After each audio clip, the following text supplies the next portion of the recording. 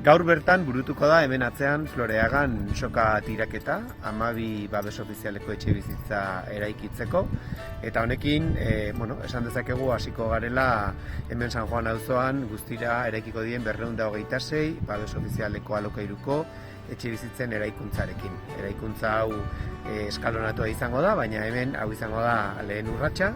Gaur soken tiraketakin etxe bizitza berrien eraikuntzan ondoan kokatuko da, eta hortik abiatuta obra lanak hasiko dira.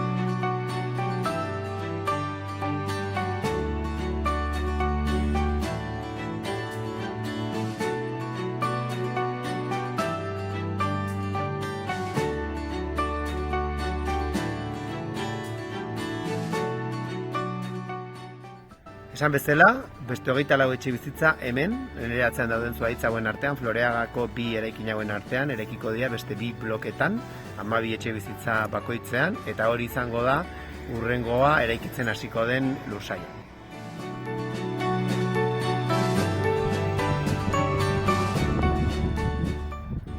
Eta hemen atzean ikusten ditugun lursail hauetan, zuhaitz horiek dauden leku hortatik bera, joango dira beste 4 bloketan, falta diren 180 etxe bizitzak, ISESarekin hitzartu ditugunak, eta plan partziala hurrengo hilabetean espero dugu betiko onartzea, eta ISESa dagoeneko ari da etxe bizitza berrien proiektuak egiten.